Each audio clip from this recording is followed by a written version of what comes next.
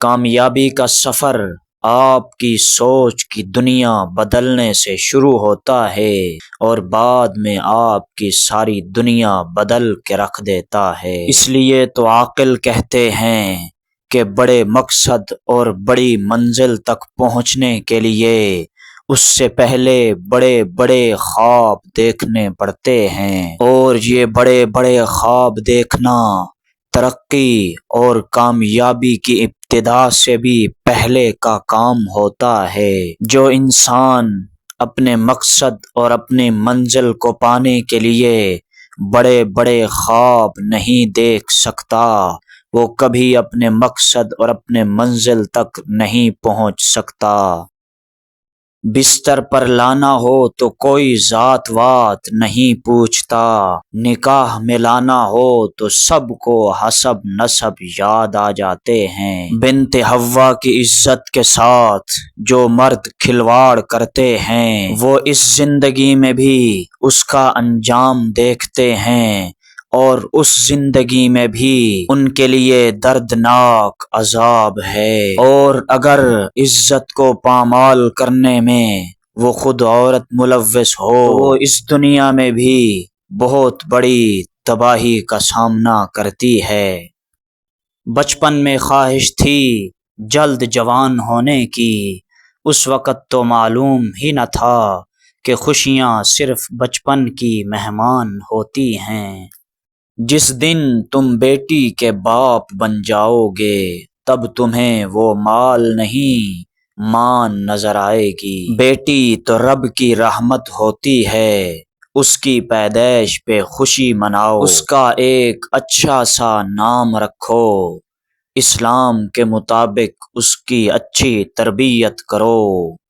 اس کو شرم و حیا سکھاؤ، زمانے کی نظروں سے ان کو چھپا کر رکھو، اسلامی تعلیمات سے اس کو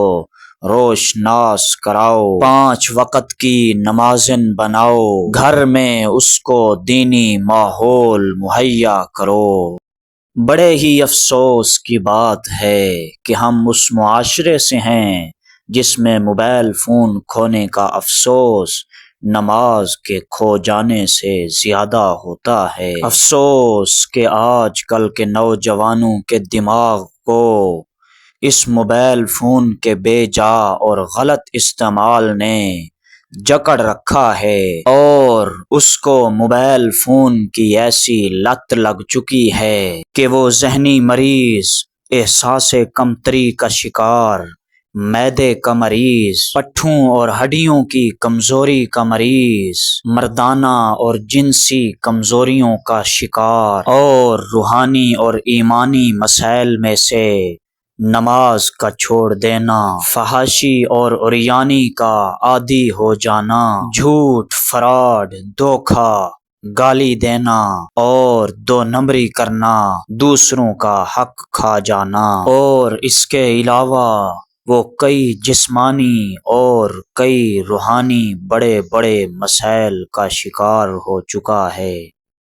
سمجھدار انسان دوسرے کی غلطیوں سے سیکھتا ہے،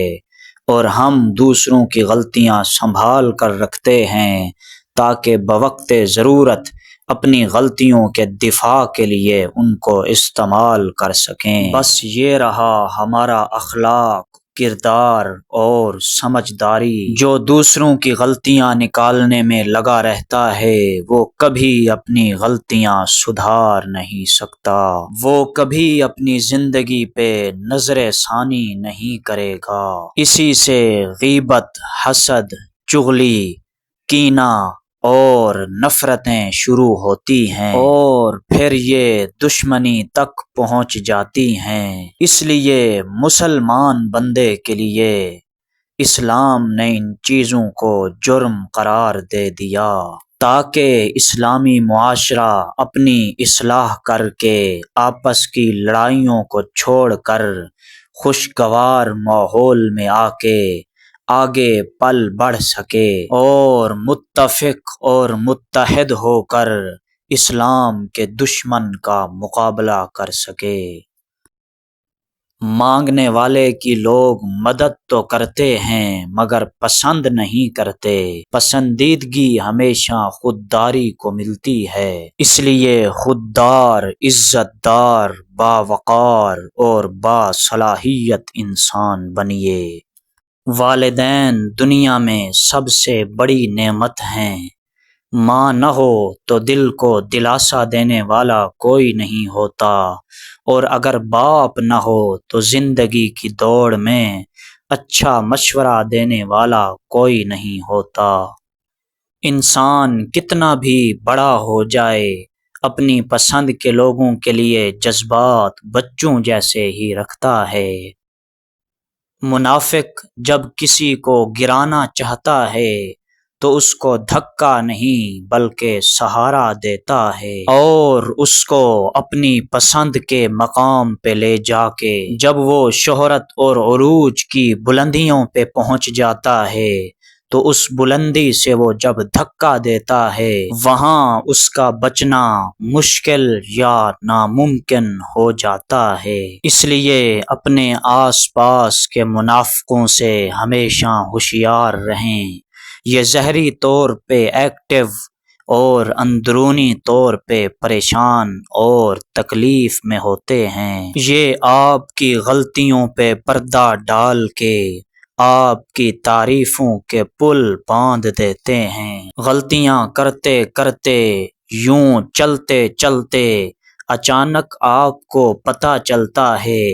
کہ آپ مصیبتوں اور تکلیفوں کے جنگل میں پھنس چکے ہیں، جہاں آپ کو صرف اور صرف دشمنی اور مخالفت ہی نظر آتی ہے۔ وہاں پر آپ کی صف میں کھڑا یہ منافق آپ کی صف سے نکل کر آپ کی آنکھوں کے سامنے دشمن کی صف میں جا کھڑا ہوتا ہے اور اپنے ٹارگٹ کو اچیو کر لیتا ہے۔